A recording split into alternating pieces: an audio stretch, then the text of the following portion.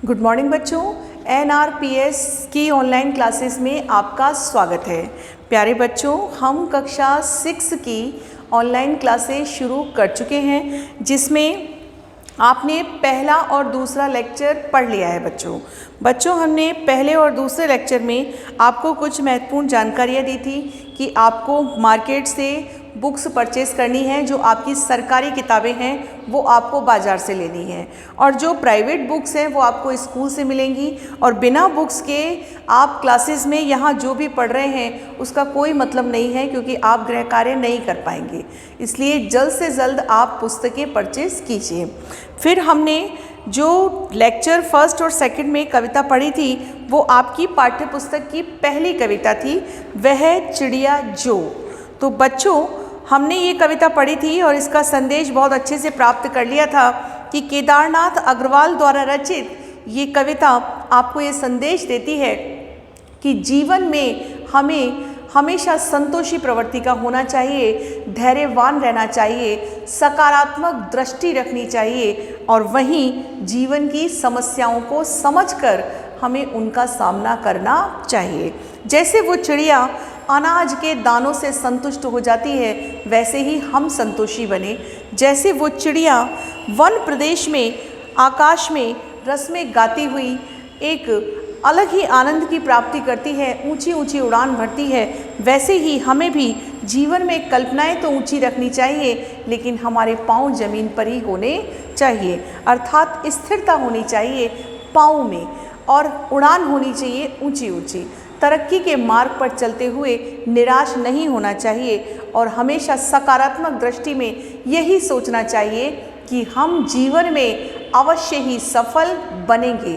तो ऐसी सोच वाली ये कविता, और वहीं यदि जीवन की तरक्की के मार्ग पर आपको समस्याओं का सामना करना पड़े तो हमें उसी चिड़िया की भांति, जैसे वो नदी की गहराइयों का पता लगाकर अपने चोंच भर के पानी को प्राप्त कर लेती है और अपनी प्यास वहीं शांत कर लेती है, ठीक उसी प्रकार से हमें भी जीवन में समस्याओं को समझना चाहिए और फिर उनका सामना करना चाहिए।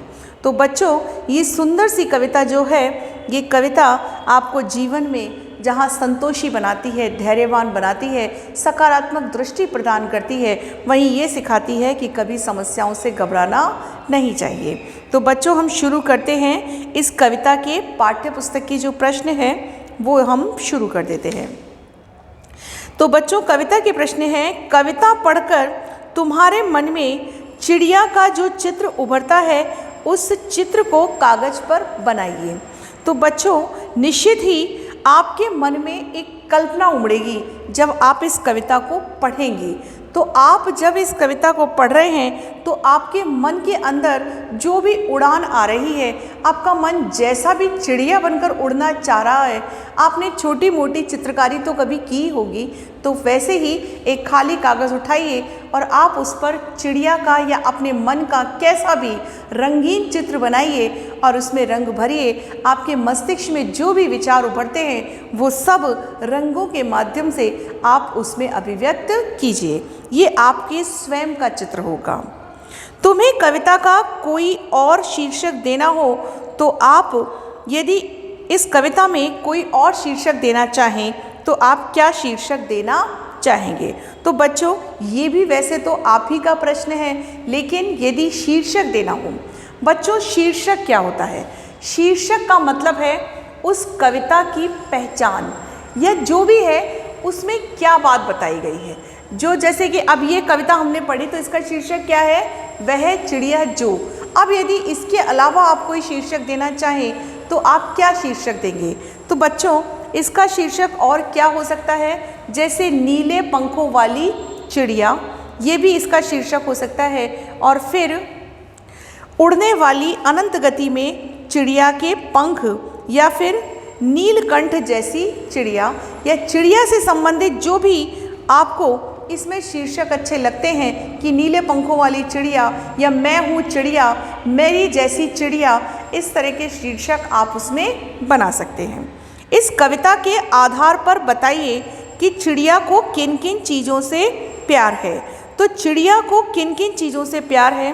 कि इस कविता का कोई और शीर्षक आप देना चाहें तो जैसे दूसरा प्रश्न जो है वो उत्तर 2 जो है वो क्या है कि नीले पंखों वाली चिड़िया, नीले पंखों वाली चिड़िया। तो आप इसका दूसरा शीर्षक ये भी बना सकते हैं कि नीले पंखों वाली चिड़िया, ये भी शीर्षक दिया जा सकता है। वहीं ये है कि चिड़िया को किन किन चीज़ों से प्यार है, तो जैसे दूधिया अनाज के दाने, आपका उत्तर 3, उसे किन किन चीज़ों से प्यार है? दूधिया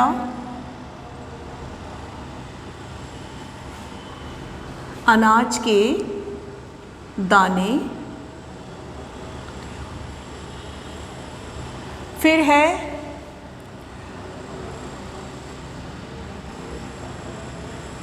आकाश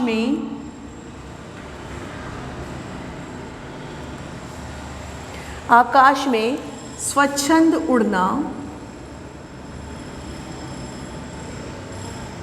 आकाश में स्वच्छंद उड़ना।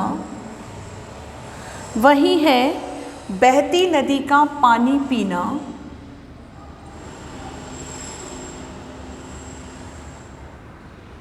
बहती नदी का पानी पीना।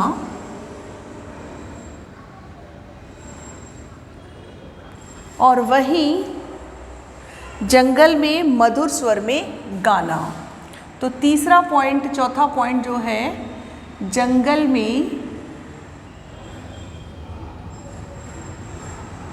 मधुर स्वर में गाना।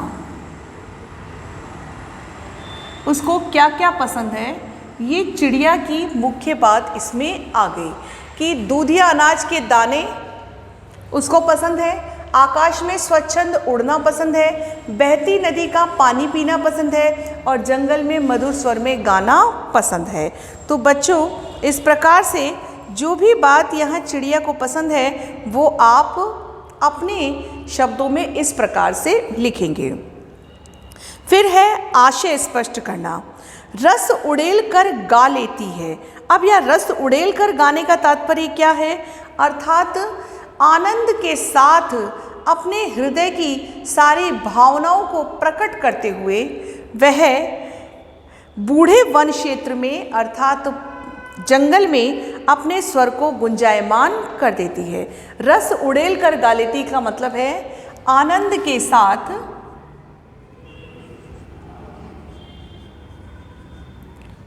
आनंदित होकर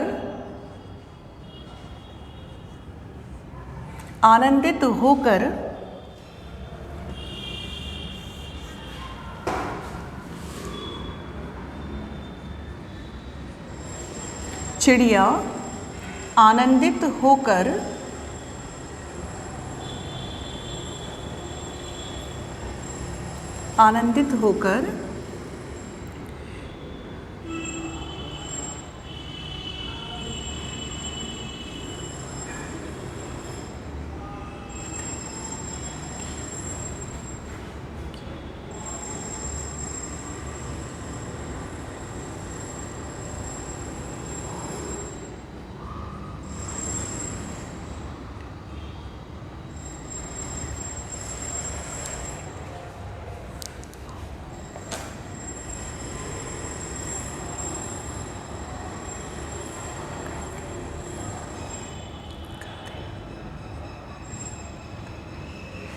आनंदित होकर देखिए, आपने जो तीसरा प्रश्न बच्चों लिखा है उसमें भी ध्यान देने की बात यह है कि आप जब लिखेंगे तो ये लिखेंगे कि चिड़िया को किससे प्रेम है। तो वो पूरी लाइन लिखनी है कि चिड़िया को दूधिया अनाज के दाने, आकाश में स्वच्छंद उड़ना, बहती नदी का पानी पीना, जंगल में मधुर स्वर में गाना, ये सब पसंद है, वो इससे प्यार करती है।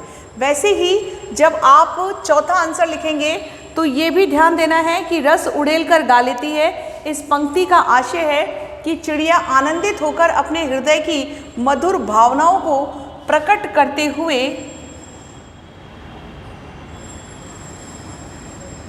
प्रकट करते हुए वन क्षेत्र को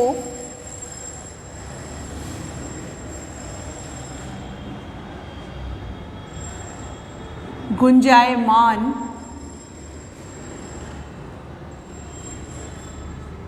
कर देती है। मतलब आपको इसमें क्या लिखना है कि इसका मतलब यह है कि वो किस प्रकार से गाती है कि सभी को आनंदित कर देती है। अब वहीं इसका जो दूसरा है, चौथे में 2 दिए हुए हैं, ये था क, अब है ख कि वो क्या कह रहा है कि जल का मोती ले जाती है। तो इसका मतलब क्या है कि नदी की गहराइयों को परख कर, नदी की गहराइयों को परख कर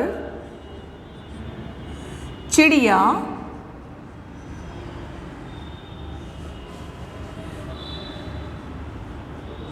जल रूपी मोती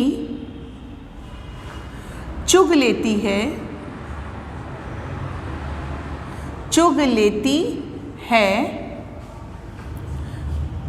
और अपनी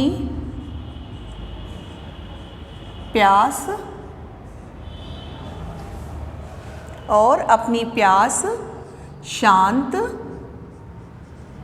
कर लेती है। मतलब आपको उस पंक्ति का आशय लिखना है कि इसका मतलब क्या है कि वह नदी की गहराइयों को परख कर चिड़िया जल रूपी मोती चुग लेती है, जल रूपी मोती चुग लेती है, हृदय की मधुर भावनाओं को प्रकट करते हुए वन क्षेत्र को गुंजायमान कर देती है।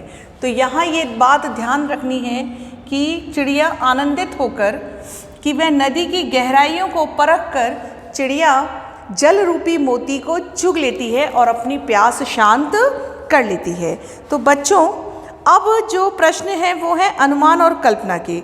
तो बच्चों ये चीज़ ध्यान से सुनिए कि अनुमान और कल्पना के प्रश्न जो हैं वो आपकी अनुमान और कल्पना के प्रश्न हैं। आपको इन प्रश्नों को बड़े मनोयोग के साथ शांति से पढ़ना है और खुद अपनी कल्पना से सोचना है कि इन प्रश्नों के क्या उत्तर होने चाहिए। तो ये अनुमान और कल्पना के प्रश्न हैं, इनको हमारी तरफ से नहीं कराना चाहिए क्योंकि आपने भी तो चिड़िया की ये सुंदर कविता पढ़ी है, तो आपको भी अपना दिमाग यहाँ लगाना चाहिए। फिर भी यदि आपको लगता है कि आपको इन प्रश्नों का उत्तर जानना है और आपको नहीं समझ में आ रहा है, तो बच्चों इन्हें गोला लगा कर रख लेना जिन प्रश्नों के उत्तर आपको नहीं समझ में आते हैं। और जब भी रेगुलर आपके स्कूल चालू हो जाएंगे, नियमित कक्षाएं लगेंगी, तब आपको इन प्रश्नों के उत्तर बता दिए जाएंगे। तो बच्चों अब हम आगे बढ़ते हैं। अगला प्रश्न है भाषा की बात। देखिए बच्चों, भाषा की बात में जो प्रश्न यहाँ दिया गया है वहाँ हमको सोचना है और समझना है कि इन प्रश्नों में हमें कैसे और क्या करना है। ये कुछ अलग तरह के प्रश्न हैं। देखिए भाषा की बात में जो आपका पहला प्रश्न है वो है पंखों वाली चिड़िया, ऊपर वाली दराज, नीले पंखों वाली चिड़िया, सबसे ऊपर वाली दराज। अब यहाँ रेखांकित शब्द विशेषण का काम कर रहे हैं। ये शब्द चिड़िया और दराज संज्ञाओं की विशेषण यानी विशेषता बता रहे हैं। अतः रेखांकित शब्द विशेषण है और चिड़िया दराज विशेष्य हैं। यहाँ वाला वाली जोड़कर बनने वाले कुछ और विशेषण दिए गए हैं। ऊपर दिए गए उदाहरणों की तरह इनके आगे एक विशेषण और जोड़ो। तो वाला वाली लगा हुआ है इसमें, हमको इनके आगे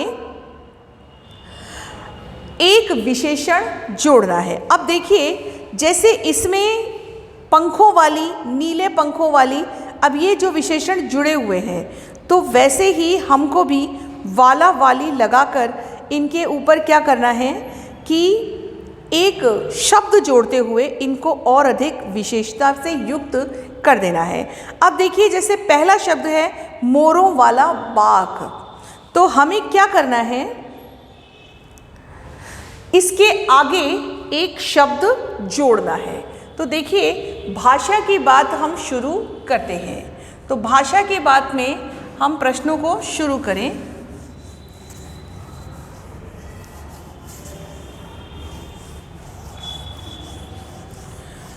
बच्चों, भाषा के प्रश्न में विशेषण की बात कही गई है और आप सब ने विशेषण अच्छे से पढ़ रखा होगा।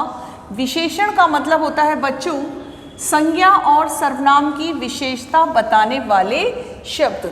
जो शब्द संज्ञा और सर्वनाम की विशेषता बताते हैं उन्हें क्या कहते हैं, विशेषण कहते हैं। तो पहले ये बात समझना जरूरी है कि विशेषण क्या है,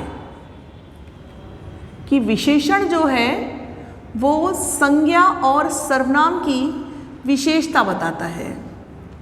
संज्ञा व सर्वनाम की विशेषता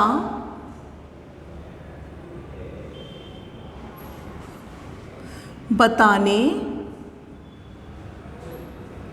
वाले शब्द विशेषण कहलाते हैं।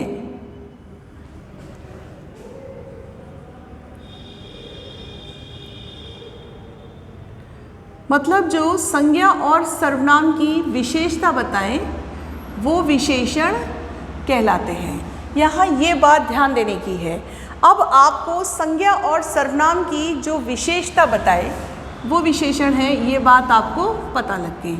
अब हमें इनमें कुछ शब्द जोड़ने हैं। तो बच्चों, शब्द क्या जोड़ने हैं वो ध्यान दीजिए। जैसे शब्द है आपका मोरों वाला बाग, तो आप इसके आगे सुंदर शब्द जोड़ सकते हैं। सुंदर मोरों वाला बाग।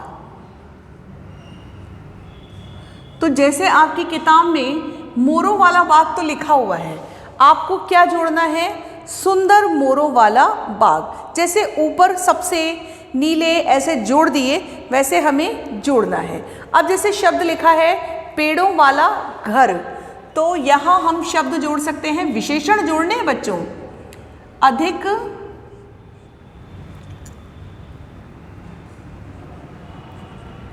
पेड़ों वाला घर। अब यहाँ ये बात ध्यान देने की है कि आप जो जोड़ रहे हैं वो शब्द उनके विशेषण में ऐड करने हैं आपको। तो इसमें लिखा है मोरों वाला बाग, तो आप उसमें सुंदर जोड़ेंगे। पेड़ों वाला घर, तो उसमें जोड़ेंगे अधिक पेड़ों वाला घर। फिर शब्द है फूलों वाली क्यारी। अब इसमें क्या जोड़ें, जैसे शब्द लिखा है फूलों वाली क्यारी, तो फूलों वाली क्यारी का मतलब है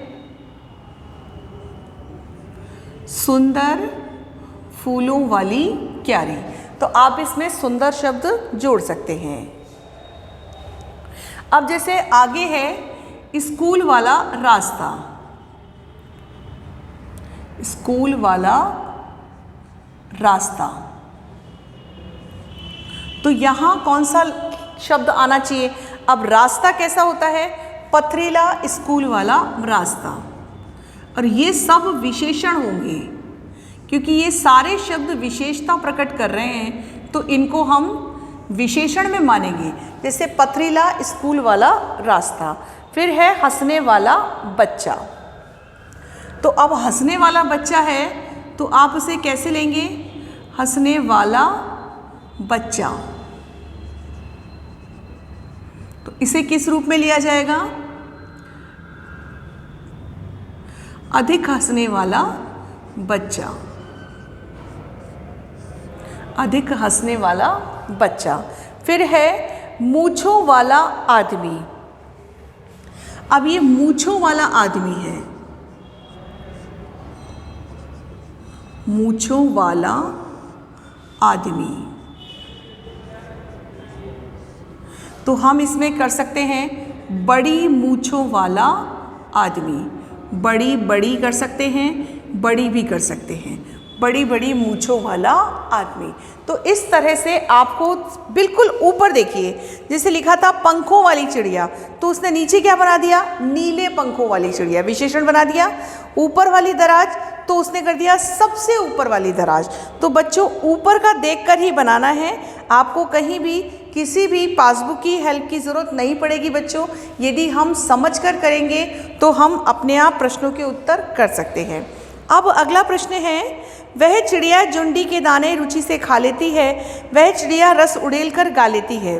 इस कविता की पंक्तियों में मोटे छपे वाले शब्दों को ध्यान से पढ़ो। पहले वाक्य में रुचि से खाने के ढंग की ओर और दूसरे वाक्य में रस उड़ेल कर गाने के ढंग की ओर की विशेषता बताई गई है। तो बच्चों ये दोनों ही क्रिया विशेषण हैं। अब बच्चों क्रिया विशेषण क्या होता है वो आपको ध्यान देना है। तो ध्यान से देखिए कि क्रिया विशेषण क्या है। क्रिया विशेषण होता है बच्चों जो क्रिया की विशेषता बताए।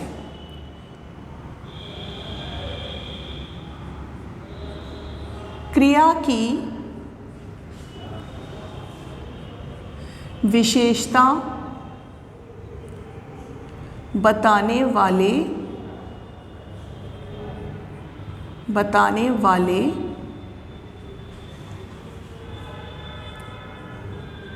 शब्द क्रिया विशेषण कहलाते हैं।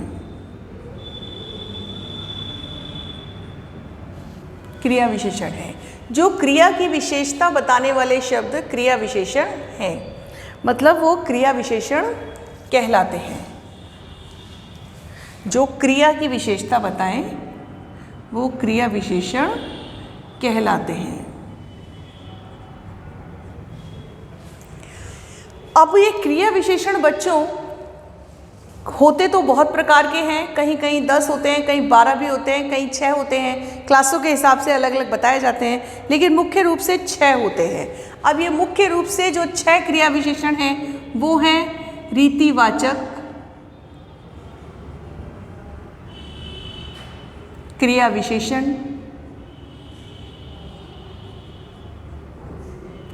रीतिवाचक कालवाचक क्रिया विशेषण, स्थानवाचक क्रिया विशेषण, परिमाणवाचक क्रिया विशेषण,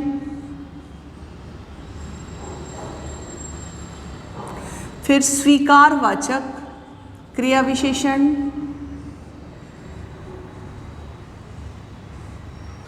और निषेधवाचक क्रिया विशेषण।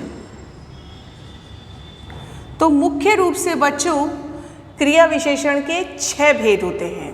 कितने भेद होते हैं? ये भेद हैं जो नीचे लिखे हुए हैं, ये आप भेद पढ़ रहे हैं। तो 1, 2, 3, 4, 5 और 6, इस प्रकार से 6 भेद होते हैं क्रिया विशेषण के। अब ये क्रिया विशेषण के जो 6 भेद हैं, इनमें अब नीचे जो आपके सेंटेंस दिए गए हैं, इनमें से आपको क्रिया विशेषण छांटने हैं। तो बच्चों ध्यान दीजिए, जो पहला सेंटेंस है उसमें है सोनाली जल्दी जल्दी मुंह से लड्डू ठूंसने लगी। अब सोनाली जल्दी जल्दी, तो ये सारे बच्चों जल्दी जल्दी शब्द है। जैसे आपका पहले में आएगा जल्दी जल्दी, तो ये जो शब्द है ये आपका है रीतिवाचक। रीतिवाचक, तो ये ध्यान देना है कि ये रीतिवाचक में है। आपके पहले में जो शब्द है उसमें आपको अंडरलाइन करना है जल्दी जल्दी। फिर है लुढ़कती हुई, तो आपका शब्द है लुढ़कती हुई। बच्चों आपको केवल क्रिया विशेषण के भेद बताए गए हैं और ये ध्यान देना है कि यहाँ जो उदाहरण है ना वो अधिकतर रीतिवाचक के ही हैं। तो हमको रीतिवाचक का मतलब समझना है कि रीतिवाचक क्या होता है, क्रिया के कार्य करने का तरीका। रीति का मतलब है कार्य करने का तरीका, कार्य का तरीका मतलब आप जो कार्य कर रहे हैं उसका तरीका जो होता है वो होता है रीतिवाचक, कि जल्दी जल्दी, लुढ़कती हुई। वैसे ही तीसरा शब्द जो है तीसरे वाक्य में आएगा धीरे धीरे,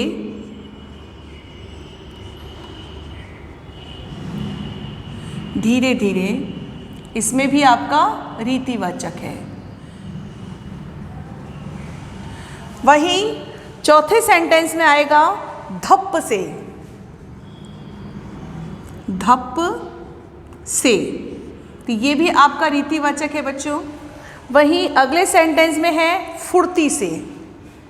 तो बच्चों आपको ध्यान से देखने पर स्पष्ट दिख रहा है कि यहाँ कार्य करने का तरीका बताया गया है। तो जहाँ कार्य करने का तरीका हो वहाँ आपको रीतिवाचक क्रिया विशेषण देखना है। वही है सहम कर,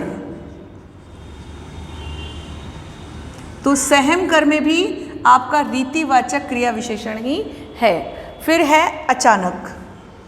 तो ये सारे शब्द बच्चों आपको कॉपी में लिखने हैं, वाक्य पूरे लिखने हैं, और वाक्य पूरे लिखने के बाद में आपको इसी तरीके से रीतिवाचक विशेषण छांटने हैं। तो ये सारे शब्द आपको रीतिवाचक विशेषण के यहाँ दिए गए हैं। जब भी आपकी व्याकरण की नियमित कक्षाएं लगेंगी तब आपको क्रिया विशेषण बहुत अच्छे से समझाया जाएगा। आज बहुत संक्षिप्त में आपको रीतिवाचक बताया कि क्रिया के कार्य करने का जो तरीका होता है उसे हम रीतिवाचक विशेषण कहते हैं। तो बच्चों आज हमने पहला चैप्टर पूरा कर लिया। उम्मीद है ये कविता आपको बहुत अच्छे जीवन संदेश से भर रही होगी, और इस कविता से आपको यही शिक्षा लेनी है कि जीवन में सदैव संतोषी बने रहना है, धैर्य से युक्त रहना है, आने वाली समस्याओं का डटकर सामना करना है, सकारात्मक दृष्टि रखनी है और कभी भी निराश नहीं होना है। जिस प्रकार से आज के लोग डिप्रेशन का शिकार हो जाते हैं और अपनी मृत्यु को स्वीकार कर लेते हैं, बच्चों सदैव याद रखना है जीवन की कोई भी समस्या जीवन से बड़ी नहीं हो सकती है। इसलिए आपको जीवन को स्वीकारना है, मृत्यु को नहीं। धन्यवाद।